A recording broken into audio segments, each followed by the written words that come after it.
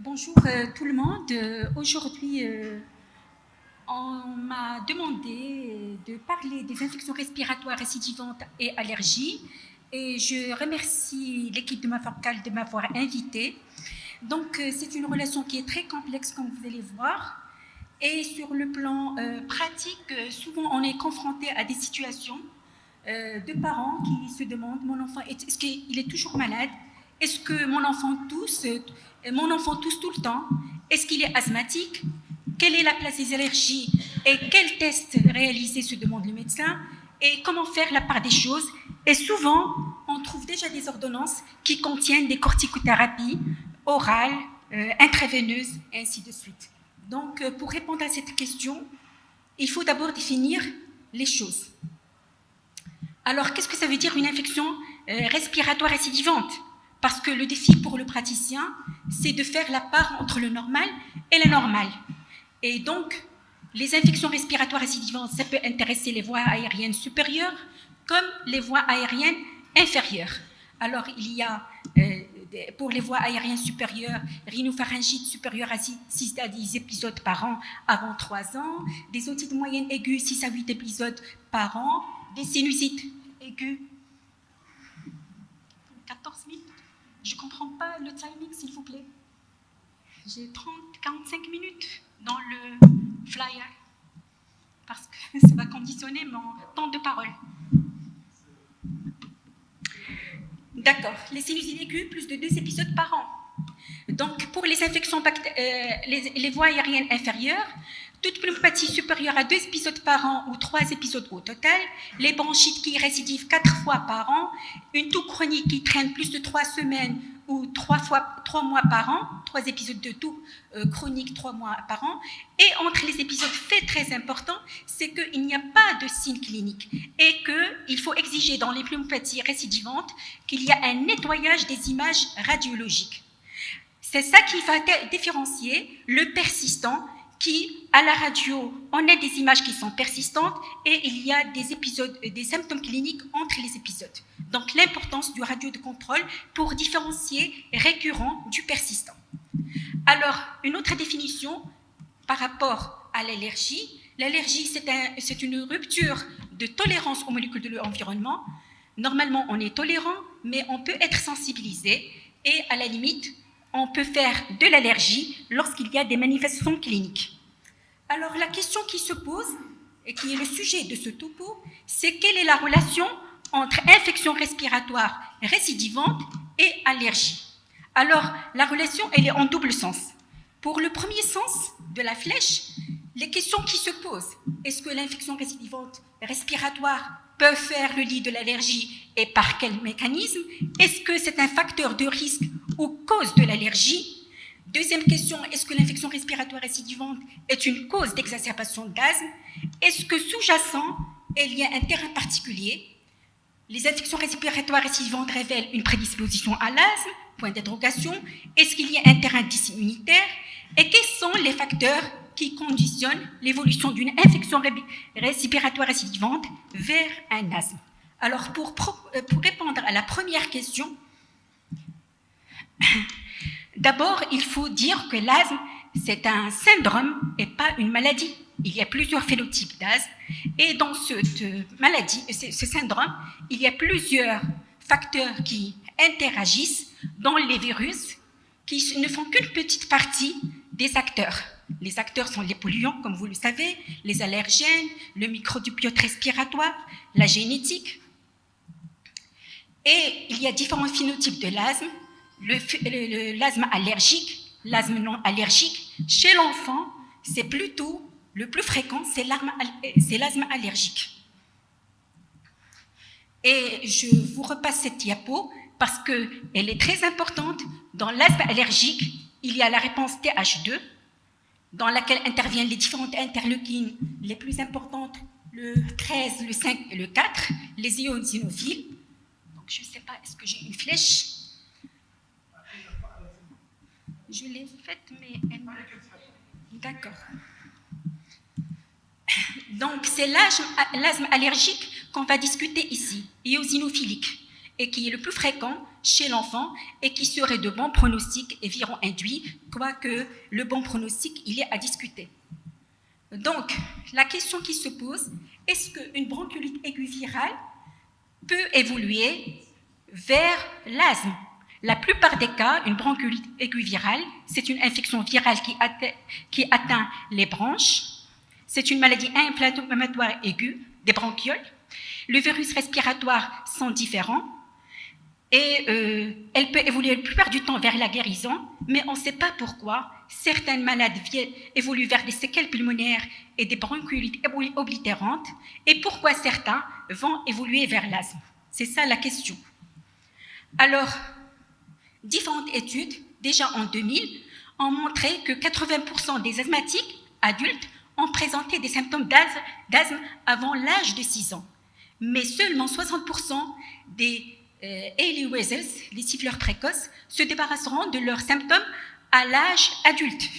Donc il y a cette corrélation et l'évolution des siffleurs précoces a été étudiée par plusieurs études, dont la première en 2008, et elle a identifié différentes évolutions, soit que des transitoires précoces, soit des intermédiaires, soit des persistants, soit des prolongés précoces, soit des prolongés par la suite, ou bien ceux qui ne vont plus faire d'épisodes de sifflement. Donc, il y a différents modes d'évolution. Alors, l'évolution des bébés siffleurs et le risque d'asthme. Comme je l'ai dit tout à l'heure, 60% des nourrissons siffleurs avant l'âge de 36 mois, donc 3 ans, n'ont plus de symptômes d'asthme après l'âge de 36 mois. Il y a un bon pronostic de l'asthme viro-induit et il paraît que la dermatite atopique à l'atopie, ce schéma déjà produit par Martinez, qui est un data scientist, ce n'est pas un médecin, qui a fait la corrélation entre l'atopie et la persistance de sibilants par la suite. Donc, il y a une forte action de la présence, un facteur majeur, l'atopie. Alors, la question qui se pose, quels sont les liens entre l'infection virale et respiratoire précoce et l'asthme? Est-ce que c'est un facteur déclencheur, ou bien un facteur révélateur, ou bien ni l'un ni l'autre? Comme l'a dit tout à l'heure M. Bousfiha, il y a un facteur hôte qui est très important, l'interaction hôte-virus. Alors, cette diapo, elle est très importante parce qu'elle résume un peu tout ce qu'on va dire par la suite. Un nourrisson à risque, avec une fenêtre de susceptibilité, c'est-à-dire expliquée par une immaturité de la réponse immunitaire, une immaturité de développement pulmonaire, il est soumis à un environnement particulier, les virus, mais pas seulement, il y a aussi le tabagisme, on parle du tabagisme passif, mais aussi le tabagisme pendant la grossesse, l'exposition à des aéroallergènes, des facteurs liés à l'hôte, je parle de la génétique, encore l'atopie, les gènes qui interviennent dans la régulation des cytokines, le développement pulmonaire qui sont régulés par des facteurs aussi génétiques. Et en fonction de ça, soit qu'on a deux situations, soit qu'on a une anomalie de la réponse antivirale, une exagération de la réponse inflammatoire et des anomalies de la réparation épithéliale.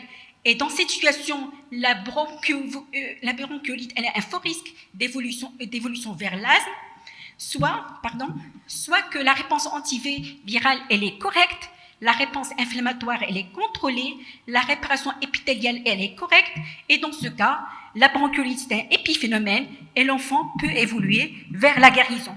Et bien sûr, entre les deux, on a des phénotypes intermédiaires. Donc, toujours dans cette interrelation infection récidivante et l'évolution possible vers l'asthme, le fait d'avoir des infections récurrentes respiratoires, différents facteurs affectent l'immunité de la réponse après, suivant cette infection respiratoire récidivante, sont associés au développement de l'asthme. Donc, on voit ici le défect de la barrière épithéliale, le déficience en interférents, un défaut de signalisation de TLR, le microbiote, dysociose de microbiote. Tout cela va interagir avec une sensibilisation atopique et va peut-être évoluer vers l'asthme, avec inflammation des voies aériennes, une hyperproduction de mucus, une altération de la barrière épithéliale, une hyperréactivité bronchique et un remodelage bronchique. Pardon. Alors, est-ce que la souche virale intervient dans l'évolution potentielle vers un état d'asthme? En fait, l'association elle est très variable. Il y aurait une forte association avec le VRS, le virus respiratoire syncytial, et le rhinovirus, et les plus modérés pour le métabovirus et l'influencé virus. Elle est majorée en cas d'infection multiple à virus et lorsqu'il y a une coexistence infection bactérienne et virus. Alors le VRS, si on se penche seulement sur le VRS, qui est le premier responsable des bronchiolites oblitérants, des bronchiolites et des pneumopathies chez le nourrisson, qui est une source de morbidité et de mortalité importante, ce n'est pas la peine de reporter les chiffres. Alors, la relation entre VRS et récurrent wheezing asthme, elle est bien établie. Il y a plusieurs études longitudinales, des revues d'études, c'est établi, mais aussi, il a été établi que l'asthme est plus grave suite à une bronchiolite antérieure à VRS. Alors, le mécanisme causal de la responsabilité du VRS dans l'évolution vers une allergie asthme reste à prouver et la physiopathologie n'est pas encore élucidée. On ne peut pas responsabiliser seul le VRS dans l'induction de l'état d'asthme, c'est-à-dire comme cause de l'asthme. Alors, on a essayé de rapporter des preuves immunologiques. Certaines études ont prouvé qu'il y a une réponse vers une déviation vers une réponse TH2, une atténuation de l'immunité antivirale interféron gamma, ce qui va générer une hyperréactivité bronchique chez un sous-ensemble d'enfants qui seraient sensibles. L'âge au moment de la primo-infection par le VRS, la co-infection virale, le profil génétique peuvent agir comme modificateurs d'effet et tout cela, toute cette réflexion, elle a pour but d'aboutir à une action préventive. Est-ce qu'on peut prévenir l'asthme généré par le VRS, potentiellement généré par le VS, parce que ce n'est pas encore prouvé. Actuellement, il n'y a aucun vaccin homologué pour le VRS. Les anticorps monoclonaux à action prolongée, une vaccination maternelle sont des pistes très prometteuses.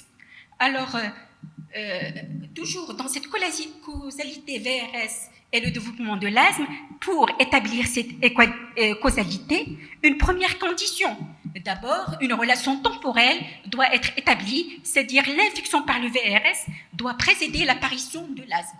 Alors, il y a eu une revue systématique dont je vous donne les références en bas, qui a reporté plusieurs études longitudinales et qui a montré que l'infection aiguë à VRS précédait la sensibilisation allergique et le développement subséquent de l'asthme. Deuxième condition, une relation dose dépendante devrait être évidente, c'est-à-dire une infection à VRS plus grave est associée à un risque accru d'asthme. Alors, pour répondre à cette question, il y a eu plusieurs études qui ont établi cet effet dose dépendant. La troisième condition, c'est qu'on peut expliquer ça par un mécanisme biologique possible. Alors, il y a eu de nombreuses relations physiopathologiques potentielles décrites dans la littérature et la conclusion de ces études ont montré qu'il y a des réponses immunologiques aberrantes lors d'une infection à VRS qui serait le terrain de développement de l'asthme, en particulier dans le cadre d'une atopie, d'une prédisposition génétique et d'exposition environnementale. Donc, en faveur de cette hypothèse, en particulier une étude récente qui s'est intéressée à l'étude de l'immunité chez le préterme et sa potentielle réponse à l'infection par le VRS.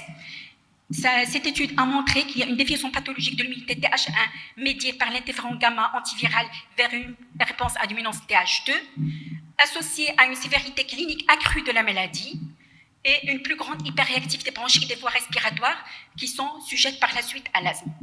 Et les mécanismes selon cette étude proposée comprennent une diminution de la production de l'interféron type 1 par des cellules dendritiques plasmocytoïdes moins abondantes, une diminution de la production du TNF-alpha et de l'interféron gamma par les lymphocytes T régulateurs de gamma T cellules, et une hyperproduction d'action accrue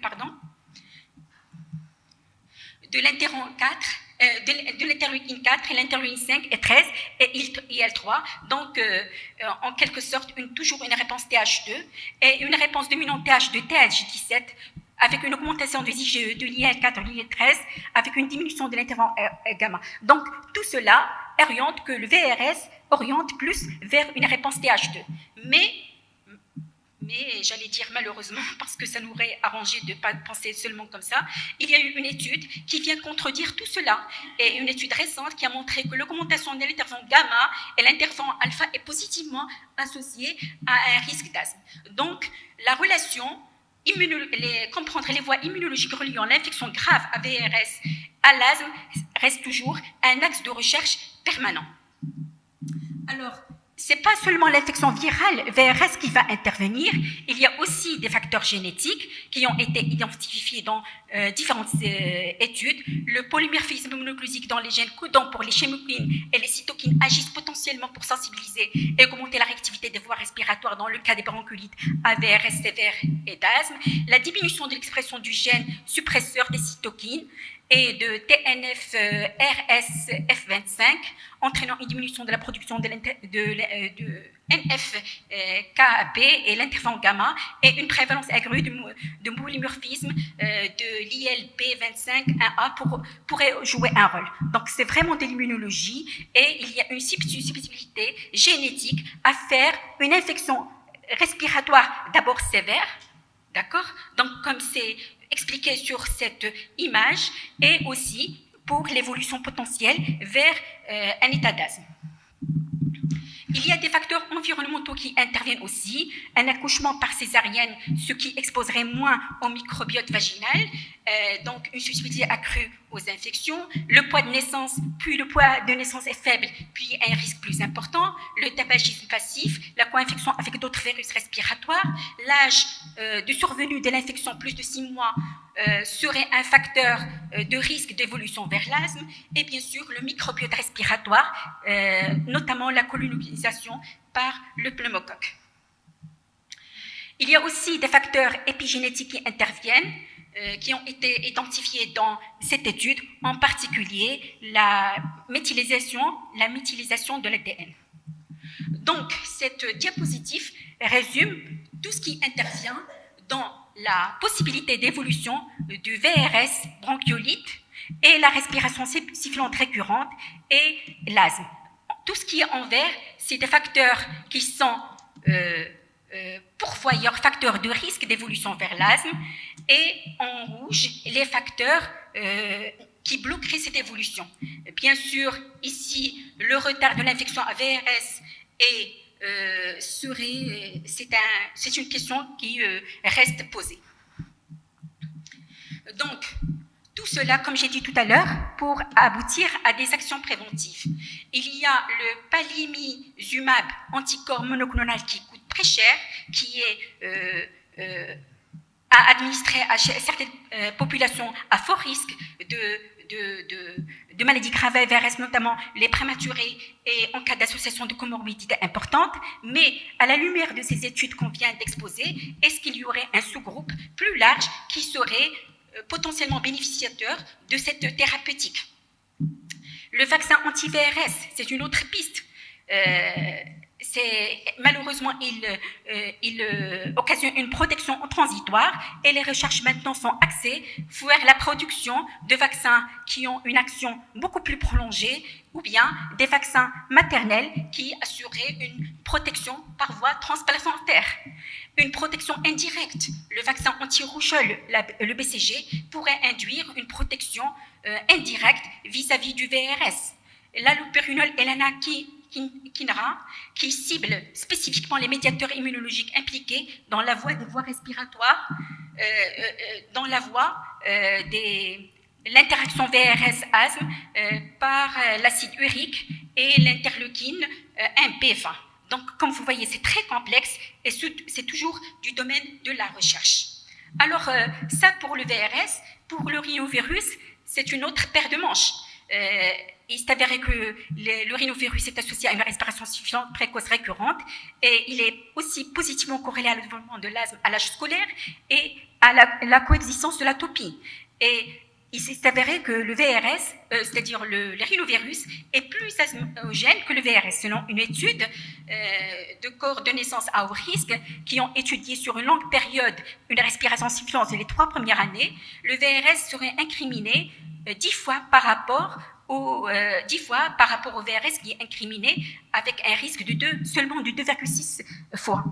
Et il n'y a pas cette étude a montré qu'il n'y a pas d'augmentation de risque en cas d'association des 2 virus par rapport au virus syncytial seul. Donc, comment intervient le rhinovirus dans la pathogénèse de l'asthme et les exacerbations? Donc, c'est à peu près la même chose. Il va générer différentes chymokines qui vont recruter et activer différentes cellules de l'inflammation. Il augmente la production de l'interleukine 25 et IL-3 responsable d'une réponse THE. Il diminue la production de l'interféron type 1 et type 3. Il augmente la résistance à l'apoptose cellulaire. Donc, c'est des cellules qui vont mourir moins et qui pourtant sont infectées par le virus. Donc, elles se journent plus dans les branches et donc elles vont altérer plus ces cellules-là. Il favorise l'expression de plusieurs médiateurs de modelage des voies respiratoires et donc il provoque aussi la production de mucine et une surexpression du facteur de croissance épidermique qui peut entraîner une inflammation des voies respiratoires chez les patients asthmatiques.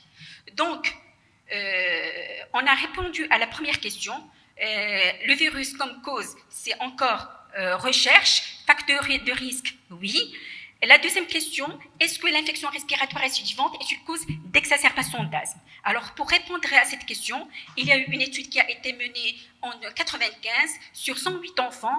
Elle a étudié par PCR les prélèvements virologiques en coexistant avec une exacerbation. Il s'est avéré qu'il y a une présence suffisamment importante de virus en cas d'exacerbation, jusqu'à 77%, et que le rhinovirus est le germe qui vient en premier comme cause d'exacerbation. Alors, ce schéma pour montrer comment l'exacerbation est favorisée par le virus. Donc, il n'y a pas seulement le virus, il y a aussi l'allergène, la co-infection avec une bactérie atypique. Les deux, en coexistant, vont favoriser l'exacerbation, concrétisée par une obstruction des voies aériennes, une augmentation des sécrétions de mucus et une hyperréactivité bronchique. Alors, par rapport au rhinovirus, les exacerbations induites par le rhinovirus ont certaines particularités. Elles ne sont pas bien comprises, elles sont difficiles à contrôler par les thérapeutiques standards et il y a l'augmentation des médiateurs de l'inflammation des voies respiratoires. Et étant donné que le rhinovirus ne cause pas de maladies des voies respiratoires inférieures chez les personnes saines, une étude a conclu que pour qu'il y ait une exacerbation, il faut qu'il y ait une inflammation allergique persistante dans le cadre d'un remodelage des voies respiratoires, ce qui va entraîner une exacerbation par le rhinovirus. Alors, ce schéma est très important parce qu'il montre la différence entre exacerbation par le rhinovirus et le virus respiratoire syncytial. Donc, il y a tout ce qu'on a dit tout à l'heure, mais pour le rhinovirus, pour qu'il y ait une exacerbation, il faut qu'il y ait un terrain atopique antérieur, enfin existant, alors que le virus respiratoire syncytial n'a pas besoin pour occasionner une exacerbation de ce terrain atopique. Alors, on a vu les virus, il y a aussi les bactéries. Les bactéries, est-ce qu'elles sont cause dans la pathogénèse de l'asthme? Il y a des études qui ont montré que le Bordetella pertussis, l'infection chronique à chlamydier, entraînait un développement de l'asthme. Par contre, le mycoplasme pneumoniae, l'hémophilus, le streptocoque pneumoniae, le staphylococcus aureus et Moxarella cotaralis sont cause plutôt d'exacerbation d'asthme. Et la coexistence de pneumonie à chlamydia et virus est un facteur d'exacerbation d'asthme d'origine virale et entraîne une hyperréactivité bronchique avec une inflammation des voies respiratoires. Il s'est avéré aussi qu'il y a un risque accru de maladies invasives à pneumocoque chez les patients asthmatiques. Et la question qui se pose, est-ce qu'il y a un défaut du système immunitaire de nature systémique qui expliquerait cette forte proportion d'infections à pneumocoque chez l'enfant asthmatique? Alors, une autre étude prouvant que la colonisation bactérienne peut causer un asthme, c'est cette étude-là qui a été publiée en 2020 et qui montre que sur une cohorte d'enfants nouveau-nés asymptomatiques de l'âge de 1 mois, une colonisation par des bactéries Streptococcus pneumoniae, Haemophilus, Catarrhalis ou plus était une source d'augmentation par un facteur de 2 à 4 d'un premier épisode de respiration sifflante, c'est le graphique 1, de respiration sifflante persistante, c'est le graphique 2, et d'hospitalisation pour respiration sifflante, donc d'exacerbation importante.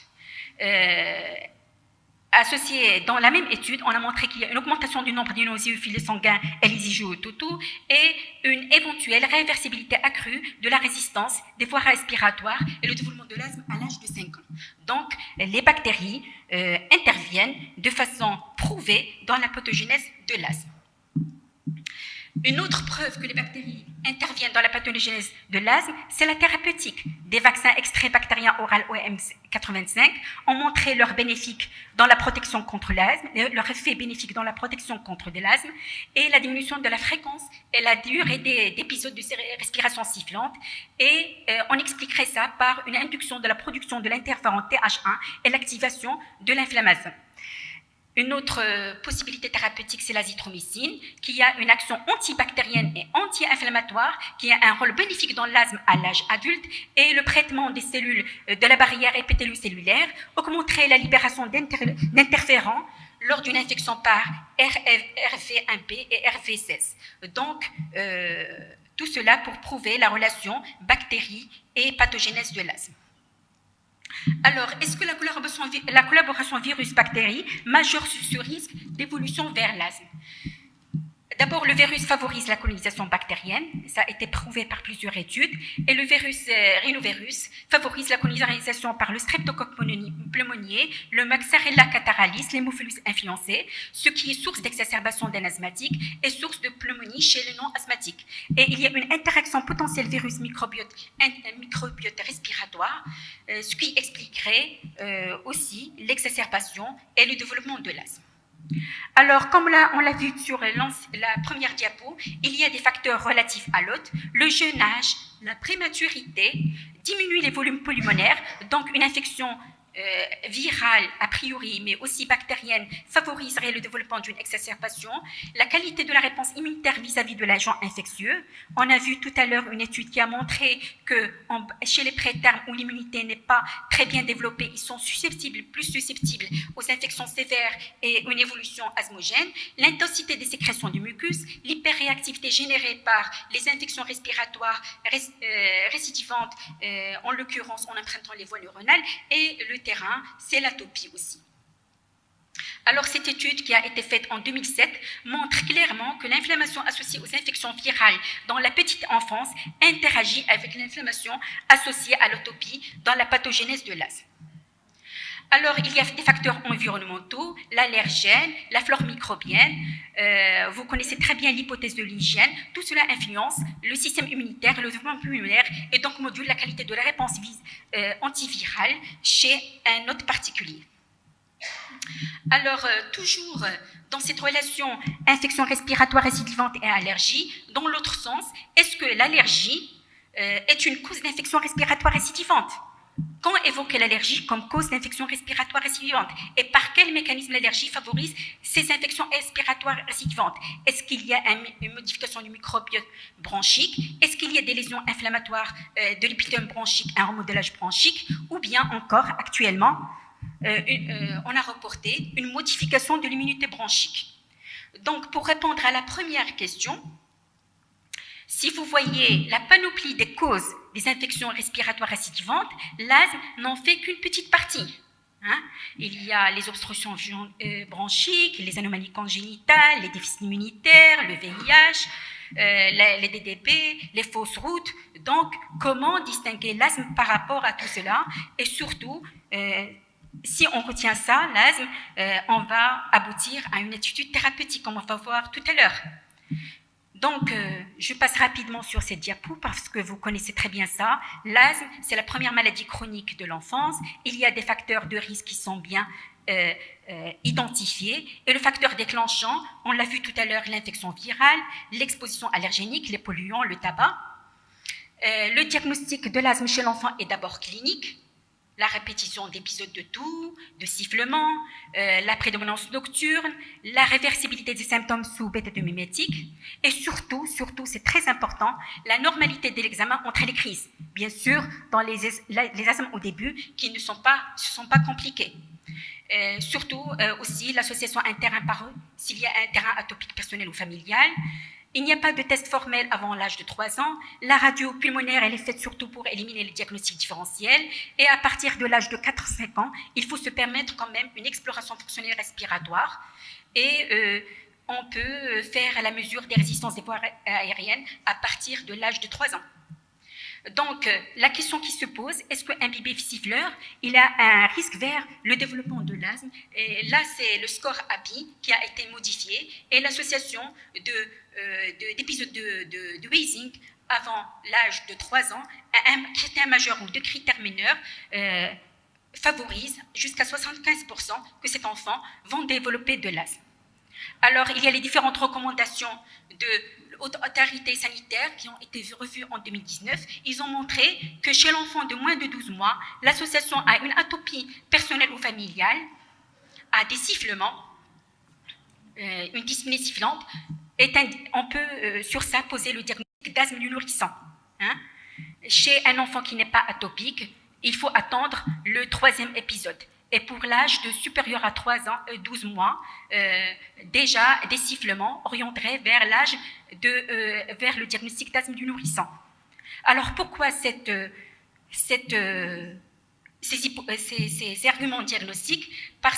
On peut aussi s'aider de tests cutanés qui peuvent être faits dans un cabinet d'allergologues ou bien de personnes formées en allergologie, mais je rappelle toujours qu'une sensibilisation sérique ou cutanée n'est pas synonyme d'allergie et que des tests cutanés négatifs n'excluent pas l'allergie. Donc, il faut prendre cela avec beaucoup d'analyse et de réflexion. Pourquoi cela? Parce que on est devant des risques de sous-diagnostiquer l'asthme ou bien de passer à côté de diagnostics différentiels. Et je rappelle que toute toux récurrente n'est pas un asthme, tout ce qui siffle n'est pas de l'asthme, et qu'il y a des sifflements qui sont souvent induits par des infections virales et que par la suite ça peut ne pas évoluer vers l'asthme. Et les corticoïdes inhalés devront être réservés à certains cas et jamais administrés en traitement aigu. Donc, ça ne traite pas les accès de sibilant. Donc, d'où l'intérêt d'une évaluation clinique, radiologique et fonctionnelle qui sont toujours nécessaires. Et cette confusion diagnostique différentielle diminue avec l'âge de l'enfant. Plus l'enfant est plus âgé, plus le risque de confusion est faible. Alors, quand s'inquiéter, lorsqu'il y a un début précoce dans la vie et un début brutal, lorsqu'il y a des signes associés, notamment un retentissement sur la croissance, et je rappelle l'intérêt d'établir de courbes de croissance, poids et taille, l'existence d'une déformation thoracique, l'existence d'une hypocratine digitale, un stridor, des brûlures respiratoires en 2 temps, un wheezing, un excès de cyanose, des fausses routes, un ballonnement abdominal, des diarrhées chroniques. Et surtout, ce qui est très important, c'est que ce n'est pas des infections récurrentes, c'est des persistants, donc un examen clinique anormal entre les épisodes, et il faut savoir demander la radio pulmonaire, et elle reste anormale entre les épisodes. Ça, c'est des critères qui peuvent orienter vers un autre diagnostic que l'asthme. Alors, comment procéder? C'est l'anamnèse il faut rechercher des signes cliniques. Est-ce qu'il y a un environnement tabagisme massif crèche, intervalle intercritique, les signes digestifs, la toux nocturne, les caractères de la toux, est-ce qu'il y a un terrain atopique, est-ce qu'il y a des signes respiratoires, rhinite, respiration bouche ouverte, le début, l'examen clinique qui doit être complet, l'examen de première intention, au moins une radio de poumon, un examen ORL, une numération. Donc, je passe là-dessus et ici, c'est un organigramme qui permet de réfléchir devant une infection récidivante. D'abord, on commence par l'analyse et l'examen clinique. S'il y a des signes d'alerte et de gravité, en tout cas, il faut toujours demander une radio de poumon. Hein. S'il y a des signes d'alerte ou de signes de gravité, et on a une distension, c'est-à-dire on a une radio de thorax qui montre des images récurrentes localisées au même endroit. Il faut penser au corps étranger, à la pathologie d'inhalation, adénopathie compressive, malformation pulmonaire. Si l'image radiologique montre une image récurrente bilatérale, il faut plutôt penser à d'autres diagnostics tels que le mucoviscidose, déficit immunitaire, maladie ciliaire, trachéomalacie, cardiopathie broncho-oblitérante. Mais vous voyez ici que le diagnostic d'asthme, malgré sa fréquence, reste d'abord un diagnostic d'élimination. Hein, et il faut tenter le traitement lorsqu'on évoque fortement un asthme et on voit la réponse au traitement. S'il n'y a pas de réponse au traitement, il faut toujours se poser la question.